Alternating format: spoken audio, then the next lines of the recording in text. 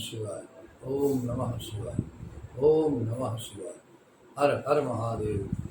हर हर महादेव। हर हर महादेव। बंधुओं,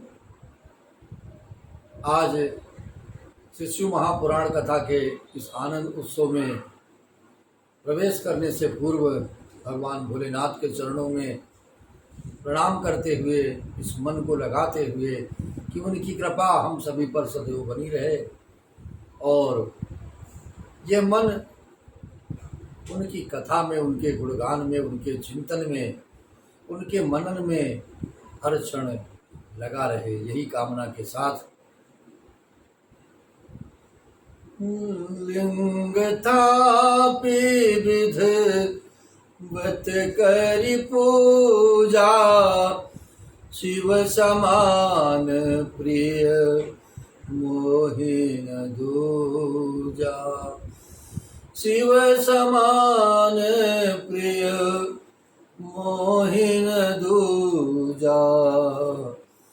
लिंग थापि विधिवत करि पूजा, शिव समान प्रिय मोहि न दूजा। शिव समान प्रिय मोहि न दूजा। मेरे प्रभु श्री राम, मेरे प्रभु श्री कनक बिहारी सरकार ने अपने प्रभु भगवान भोलेनाथ के चरणों में मन को लगाते हुए कहा है कि भगवान भोलेनाथ की नित्य पूजा करो और उनके शिवलिंग की स्थापना करो और पूजन अर्चना करो, क्योंकि शिव के समान मुझे और कोई प्रिय नहीं है। मेरे भक्त तो मुझे प्रिय हैं ही, परंतु मेरे सदाशिव मुझे अति प्रिय है। इसलिए जो भी उनकी पूजा अर्चना करेगा और जो उनके चिंतन में, जो उनके नाम जप में, ओम नमः शिवाय के जप में मन को लगाएगा, वो भी मुझे भगवान शिव के भांति ही मुझे प्रिय लगने लगेगा।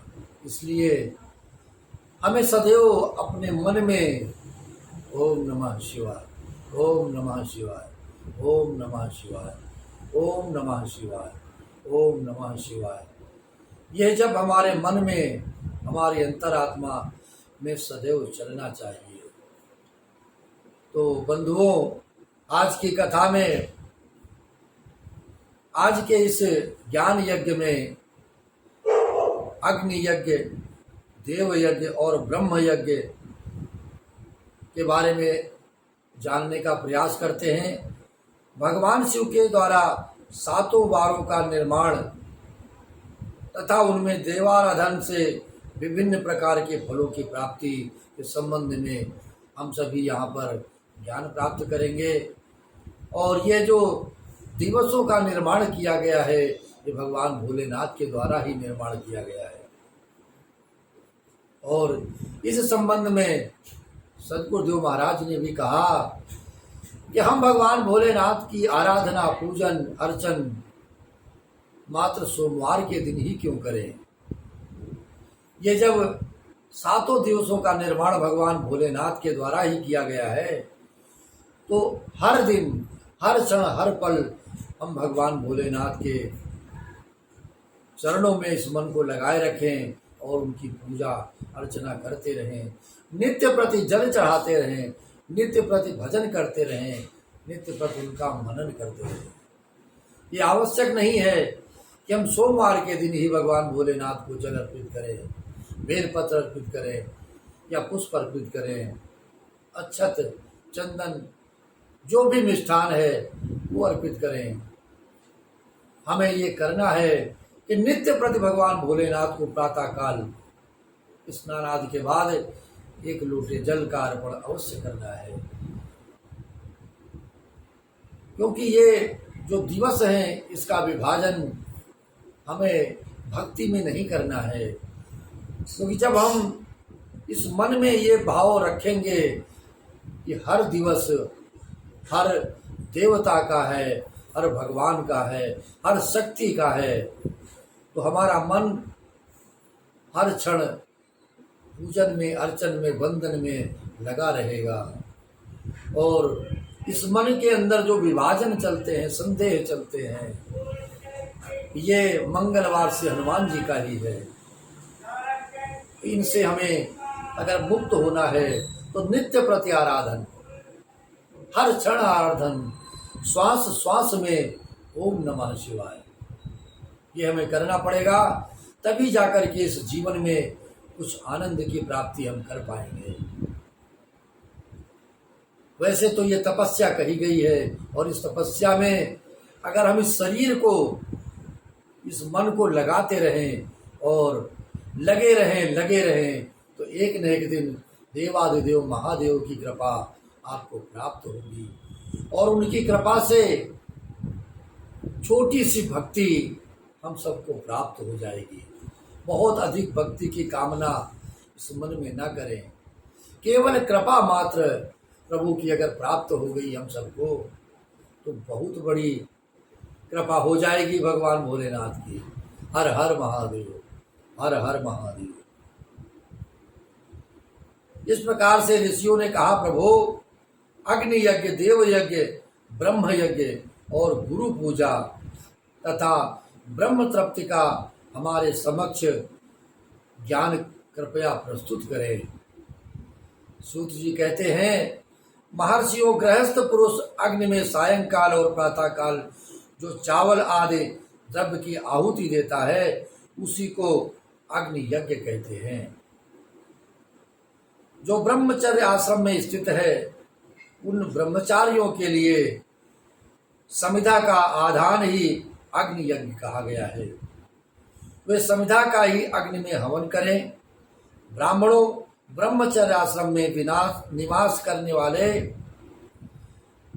ब्राह्मणों ब्रह्मचर्य आश्रम में निवास करने वाले द्विजों का जब तक विवाह न हो जाए और वे उपासनाग्नि की प्रतिष्ठा न कर लें, तब तक उनके लिए अग्नि में समिधा की आहुति, व्रत आदि का पालन तथा विशेष यजन आदि ही कर्तव्य है। और यही उनके लिए अग्नि यज्ञ कहा गया है। द्विजों जिन्होंने वाय अग्नि को विसर्जित करके अपने आत्मा में ही अग्नि का आरोप कर लिया है, ऐसे वानप्रस्थियों और सन्यासियों के लिए यही हवन या अग्नि यज्ञ है कि वे विहित समय पर हितकर परिमित और पवित्र अन्न का भोजन कर लें। ब्राह्मणों सायंकाल अग्नि के लिए दी हुई आहुति संपत्ति प्रदान करने वाली होती है। प्रातःकाल सूर्यदेव को दी हुई आहुति आयु की वृद्धि करने वाली है। दिन में अग्निदेव सूर्य में भी प्रविष्ट हो जाते हैं, अतः प्रातःकाल सूर्य को दी हुई आहुति भी अग्नि यज्ञ के ही अंतर्गत है। इस प्रकार यह अग्नि यज्ञ का यही वर्णन किया गया है। इंद्र आदि समस्त देवताओं के उद्देश्य से अग्नि में जो आहुति दी जाती है, उसे देव यज्ञ कहा जाता है।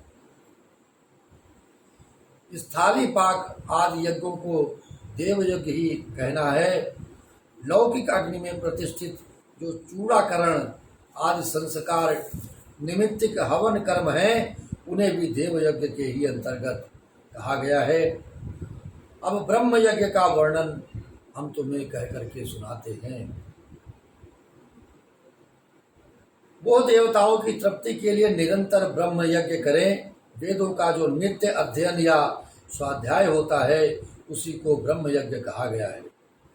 प्रातः काल नित्य कर्म के अनंतर सायंकाल तक ब्रह्म यज्ञ किया जा सकता है। उसके बाद रात्रि के समय इसका विधान नहीं है। अग्नि के बिना देव यज्ञ कैसे संपन्न होता है, इसे आप लोग आदर पूर्वक श्रवण करें। कहा गया है कि सृष्टि के आरंभ में सर्वज्ञ दयालु और सर्वसमर्थ महादेव जी ने समस्त लोगों के उपकार के लिए वारों की कल्पना की, दिवसों की कल्पना की वे भगवान शिव संसार रूपी रोग को दूर करने के लिए वैद्य कहे गए हैं। सबके ज्ञाता तथा समस्त औषधों के भी औषध हैं। उन भगवान ने पहले अपने वार की कल्पना की जो आरोग्य को प्रदान करने वाला है, इस शरीर को निरोगी रखने वाला है। तत्पश्चात अपनी माया शक्ति का वार बनाया जो संपत्ति प्रदान करने वाला है। जन्म काल में दुर्गतिग्रस्त बालक की रक्षा के लिए उन्होंने कुमार के वार की कल्पना की। तत्पश्चात सर्वप्रथम महादेव जी ने आलस्य और पाप की निवृत्ति तथा समस्त लोगों का हित करने की इच्छा से लोक रक्षक भगवान विष्णु का वार बनाया है। इसके बाद सबके स्वामी भगवान शिव ने पुष्टि और रक्षा के लिए आयु करता त्रिलोक सृष्टा परम श्रेष्ठी परमेष्ठी ब्रह्मा का आयुष कारक वार बनाया जिससे संपूर्ण जगत के आयुष्य की सिद्धि हो सके। इसके बाद तीनों लोकों की वृद्धि के लिए पहले पुण्य पाप की रचना हो जाने पर उनके करने वाले लोगों को शुभाशुभ फल देने के लिए भगवान शिव ने इंद्र और यम के वारों का भी निर्माण किया है। ये दोनों वार क्रमशः भोग देने वाले तथा लोगों के मृत्यु भय को दूर करने वाले होंगे। इसके बाद सूर्य आदि 7 ग्रहों को जो अपने ही स्वरूप भूत तथा प्राणियों के लिए दुख सुख के सूचक हैं, भगवान शिव ने उपयुक्त 7 वारों का स्वामी निश्चित किया। वे सब के सब ग्रह नक्षत्रों के ज्योतिर्मय मंडल में प्रतिष्ठित हैं। शिव के वार या दिन के स्वामी सूर्य हैं। शक्ति संबंधी वार के स्वामी सोम हैं। कुमार संबंधी दिन के अधिपति मंगल हैं। विष्णु वार के स्वामी बुध हैं। ब्रह्मा जी के वार के अधिपति बृहस्पति हैं। इंद्र वार के स्वामी शुक्र और यम वार के स्वामी शनैश्चर हैं। अपने अपने वार में की हुई उन देवताओं की पूजा उनके अपने अपने फल को देने वाली होती है। सूर्य आरोग्य के और चंद्रमा संपत्ति के दाता हैं। मंगल व्याधियों का निवारण करते हुए बुध पुष्टि देते हैं।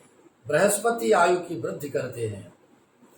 शुक्र भोग देते हैं और शनिश्चर मृत्यु का निवारण करते हैं। ये 7 वारों के क्रमशः फल बताए गए हैं जो उन देवताओं की प्रीति से प्राप्त होते हैं और इसका पूजा का फल देने वाले भगवान शिव ही कहे गए हैं। देवताओं की प्रसन्नता के लिए पूजा की 5 प्रकार की ही पद्धति बनाई गई। उन देवताओं के मंत्रों का जप ये पहला प्रकार है।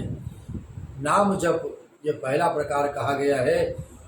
उनके लिए होम करना, दान करना तीसरा तथा तप करना चौथा प्रकार कहा गया है। किसी वेदी पर प्रतिमास में अग्नि में अथवा ब्राह्मण के शरीर में आराध्य देवता की भावना करके 16 उपचारों से उनकी पूजा या आराधना करना 5वां प्रकार कहा गया है। इनमें पूजा के उत्तरोत्तर आधार श्रेष्ठ हैं। पूर्व के अभाव में उत्तरोत्तर आधार का अवलंबन करना चाहिए। दोनों नेत्रों तथा मस्तक के रोग में और कुष्ठ रोग की शांति के लिए भगवान सूर्य की पूजा करके ब्राह्मणों को भोजन कराए। तदंतर 1 दिन 1 मास 1 वर्ष तथा 3 वर्ष तक लगातार ऐसा साधन करना चाहिए। इससे यदि प्रबल प्रारब्ध का निर्माण हो जाए तो रोग एवं जरा आदि रोगों का नाश हो जाता है। इष्ट देव के नाम मंत्रों का जप आदि साधन वार आदि के अनुसार फल देते हैं। रविवार को सूर्य देव के लिए, अन्य देवताओं के लिए तथा ब्राह्मणों के लिए विशिष्ट वस्तु अर्पित करें। यह साधन विशिष्ट फल देने वाला होता है तथा इसके द्वारा विशेष रूप से पापों की शांति होती है। सोमवार को विद्वान पुरुष संपत्ति की प्राप्ति के लिए लक्ष्मी आदि की पूजा करें तथा सपत्नीक ब्राह्मणों को घृतपक अन्न का भोजन कराए। मंगलवार को रोगों की शांति के लिए काली आदि की पूजा करे तथा उड़द, मूंग और अरहर की दाल आदि से युक्त अन्न ब्राह्मणों को भोजन कराए। बुधवार को विद्वान पुरुष दधि युक्त अन्न से भगवान विष्णु का पूजन करे। ऐसा करने से सदा पुत्र, मित्र और कलत्र आदि की पुष्टि होती है, जो दीर्घ आयु को देने वाला कहा गया है। और जो दीर्घ आयु की इच्छा से पूजन करता है, वो गुरुवार को देवताओं की पुष्टि के लिए वस्त्र, यज्ञोपवीत तथा घृत मिश्रित खीर से यजन पूजन करे। भोगों की प्राप्ति के लिए शुक्रवार को एकाग्रचित्त होकर देवताओं का पूजन करना चाहिए। ब्राह्मणों की तृप्ति के लिए षड्रस युक्त अन्न दे। इसी प्रकार स्त्रियों की प्रसन्नता के लिए सुंदर वस्त्र आदि का विधान करे। शनैश्चर अपमृत्यु का निवारण करने वाला है। उस दिन बुद्धिमान पुरुष रुद्र आदि की पूजा करे। तिल के होम से, दान से देवताओं को संतुष्ट करके ब्राह्मणों को तिल मिश्रित अन्न भोजन कराए। जो इस तरह देवताओं की पूजा करेगा, वो सदा सदा आरोग्य आदि फल का भागी होगा। इस प्रकार से देवताओं के नित्य पूजन, विशेष पूजन, स्नान, दान, जप, होम तथा ब्राह्मण तर्पण आदि में रवि आदि वारों में विशेष तिथि और नक्षत्रों का योग प्राप्त होने पर विभिन्न देवताओं के पूजन में सर्वज्ञ जगदीश्वर भगवान शिव ही उन देवताओं के रूप में पूजित हो सब लोगों को आरोग्य आदि फल प्रदान करते हैं। देश, काल, पात्र, द्रव्य, श्रद्धा एवं लोक के अनुसार उनके तारतम्य क्रम का ध्यान रखते हुए महादेव जी आराधना करने वाले लोगों को आरोग्य आदि फल देते हैं। शुभ मांगलिक कर्म के आरंभ में और अशुभ अंत्येष्टि आदि कर्म के अंत में तथा जन्म नक्षत्रों के आने पर गृहस्थ पुरुष अपने घर में आरोग्य आदि की समृद्धि के लिए सूर्य आदि ग्रहों का पूजन करना चाहिए। इससे सिद्ध है कि देवताओं का यजन संपूर्ण अभीष्ट वस्तुओं को देने वाला होता है। ब्राह्मणों का देव यजन कर्म वैदिक मंत्र के साथ होना चाहिए। शूद्र आदि दूसरों का देव यज्ञ तांत्रिक विधि से होना चाहिए। शुभ फल की इच्छा रखने वाले मनुष्यों को सातों ही दिन अपनी शक्ति के अनुसार सदा देव पूजन करना चाहिए। निर्धन मनुष्य तपस्या द्वारा और धनी धन के द्वारा देवताओं की आराधना करे। वो बार बार श्रद्धा पूर्वक इस तरह के धर्म का अनुष्ठान करता है और बारंबार पूर्ण लोक में नाना प्रकार के फल भोग कर पुनः इस पृथ्वी पर जन्म ग्रहण करता है। इस प्रकार धनवान पुरुष सदा भोग सिद्धि के लिए मार्ग में वृक्षादि लगाकर लोगों के लिए छाया की व्यवस्था करे। जलाशय, कुआं, बावली और पोखरे बनवाए। वेद शास्त्रों की प्रतिष्ठा के लिए पाठशाला का निर्माण करे तथा अन्यान्य प्रकार से भी धर्म का संग्रह करता रहे। धनी को यह सब कार्य सदा ही करते रहना चाहिए। समय अनुसार पूर्ण कर्मों के परिपाक से अंतःकरण शुद्ध होने पर ज्ञान की शुद्धि स्वयं हो जाती है। जो इस अध्याय को सुनता, पढ़ता और अथवा सुनने की व्यवस्था करता है, उसे देव यज्ञ का फल प्राप्त होता है। तो आप सभी को इस देव यज्ञ की फल की प्राप्ति के लिए बहुत बहुत शुभकामनाएं और भगवान भोलेनाथ की कृपा प्राप्त करने के लिए मंगल कामनाएं हृदय में भगवान भोलेनाथ को विराजित करते हुए उनकी शरण में मन को लगाते हुए लिंग तापी विधवत करे पूजा शिव समान प्रिय मोहिन दूजा शिव समान प्रिय मोहिन दूजा लिंग तापी विध मत करी पूजा, शिव समान प्रिय मोहि न दूजा। ओम नमः शिवाय, ओम नमः शिवाय, ओम नमः शिवाय। हर हर महादेव। तो बंधुओं, भगवान भोलेनाथ की कृपा प्राप्त करते रहें। श्री शिव महापुराण आनंद उत्सव में अपने मन को लगाए रखें और इस चैनल को भी सब्सक्राइब करते चलें और अधिक से अधिक लोगों तक ये प्रसादी वितरण करते रहें, उसका भी फल प्राप्त करते रहें। भगवान भोलेनाथ में जितने लोग भक्तों का मन लगेगा, आप सभी को उसका भी पूर्ण फल प्राप्त होगा। भगवान भोलेनाथ सदा ही प्रसन्नता के साथ अपने भक्तों पर कृपा लुटाते हैं। हर हर महादेव, हर हर महादेव, हर हर महादेव।